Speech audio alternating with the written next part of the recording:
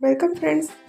आज मी शेअर करते आहे कलरफुल असा कुरकुरीत डोसा आणि या डोशाबरोबर साऊथ इंडियन स्टाईलची चटपटीत अशी चटणी दाखवते आहे. हे दोन्ही कॉम्बिनेशन अतिशय टेस्टी लागतं. तर मुगाचा डोसा बनवण्यासाठी मी इथे 1 कप हिरवे मूग घेतले आहेत आणि त्याचबरोबर मी पाव कप वरईचे तांदूळ घेतलेले आहेत. त्याचबरोबर मी आलं आणि मिरची पण वाटून घेणार आहे. तर आता हिरवे मूग आणि वरई 4 ते 5 तासासाठी भिजत घालायचं आहे. मी ते सकाळी 10 वाजता भिजत घातलं होतं आणि आता संध्याकाळी मी ते वाटून घेते आहे. तर इथे हिरवे मूग आणि वरई पाण्यातून निथळून एका मिक्सरच्या भांड्यामध्ये मी काढून घेते आहे. हे वाटतानाच यामध्ये मी हिरव्या मिरच्या आणि आलं असं घालून घेतलेलं आहे, म्हणजे ते चांगलं वाटलं जाईल. आता हे मिक्सरमध्ये चांगलं बारीक वाटायचं आहे. वाटताना मी पाण्याचा वापर केलेला आहे. आपण डोशासाठी नेहमी तांदूळ वापरतो, पण आज इथे मी थोडंसं वेगळ्या प्रकारे म्हणजे वरईचे तांदूळ घेतलेले आहेत. पण तरी पण हा डोसा तेवढाच छान झालेला आहे. तर सगळं बॅटर मी 3 बॅचेसमध्ये वाटून घेतलेले आहे. आता या वाटलेल्या मिश्रणामध्ये मीठ घालूया आणि आता हे मिश्रण एकसारखं ढवळून साईडला ठेवून घेऊया. तर आता हे आपलं बॅटर तयार झालेलं आहे. तर आता हे 10 मिनिटासाठी ठेवून देऊ आणि चटणीकडे वळूया. चटणी बनवण्यासाठी एका पॅनमध्ये थोडंसं तेल घातलेलं आहे.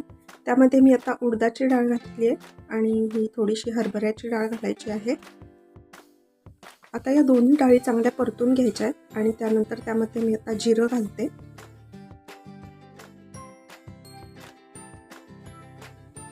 आता ह्याच्यात घालते मी कढीपत्त्याची पानं. नंतर हे थोडंसं आलं, हे टमॅटो,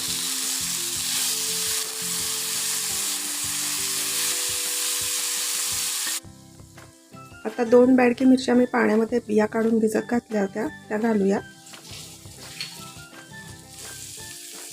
ह्याच्यामध्ये घालते चिंच, थोडीशी भिजत घातलेली चिंच आहे. थोडं पाणी घातलं की सगळ्या डाळी पण मऊ होतील आणि टमॅटो पण चांगले शिजतील. तर ते सगळं मी 5 मिनिटासाठी शिजवून घेणार आहे.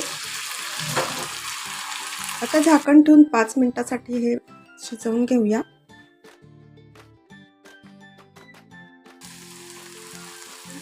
आता 5 मिनिटांनंतर टमॅटो थोडेसे शिजलेले आहेत. त्यामध्ये मी चवीप्रमाणे मीठ घातलेलं आहे. आता ही चटणी जी करायची ह्याची ती मी आता हे थंड करून घेणार आहे. आता गॅस बंद करून टाकते.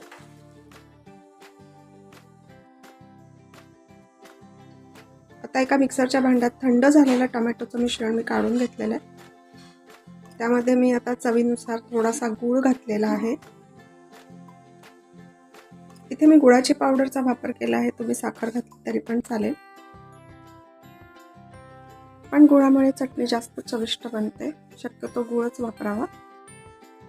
तर अशी ही चटपटीत मस्त चटणी तयार झालेली आहे. चटणी जराशी घट्टसरच आहे कारण ती डोशावरतीच पसरवून लावायची आहे. तुम्ही नुसती खाणार असाल तर ती पातळ बनवली तरी पण चालेल. इथे आता मी काही भाज्या किसून आणि काही चिरून घेतलेल्या आहेत.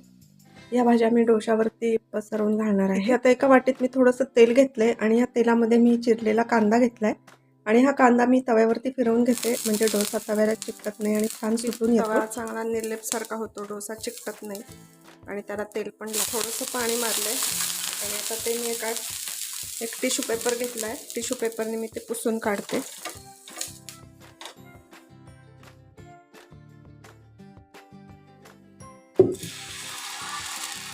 असा डोशाचं पीठ घातल्यानंतर असा पटकन हा डोसा फिरवून घ्यायचा आहे.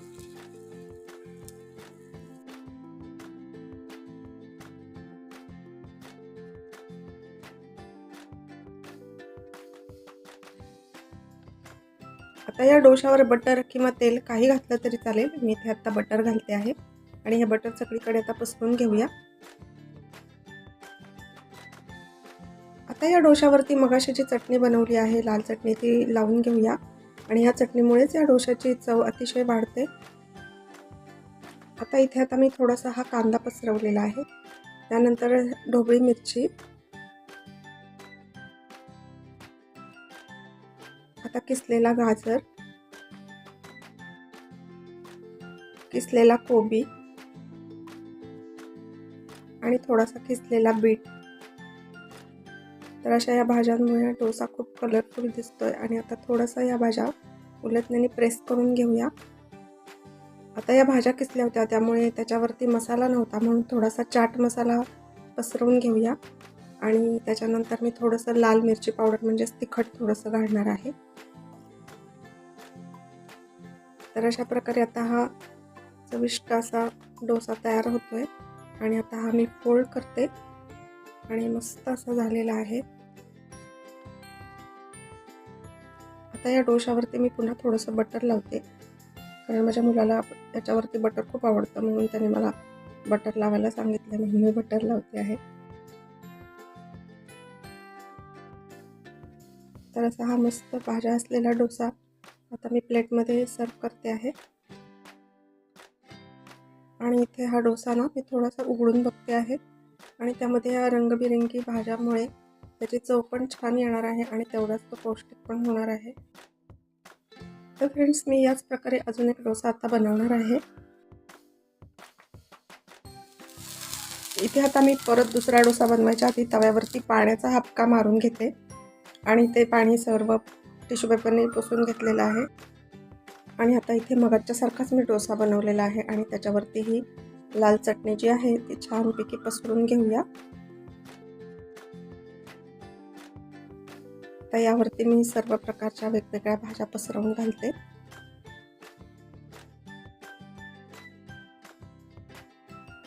या डोशावरती जी चटणी लावली आहे ती साऊथ इंडियन स्टाईल चटणी आहे आणि त्याच्यावरती या भाज्या घातल्यामुळे त्याची टेस्ट मसाला डोसाप्रमाणेच लागते.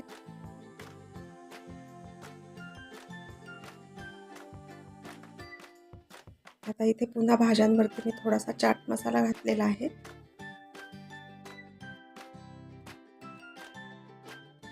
आणि आता इथे परत मी लाल मिरची पावडर घातलेली आहे.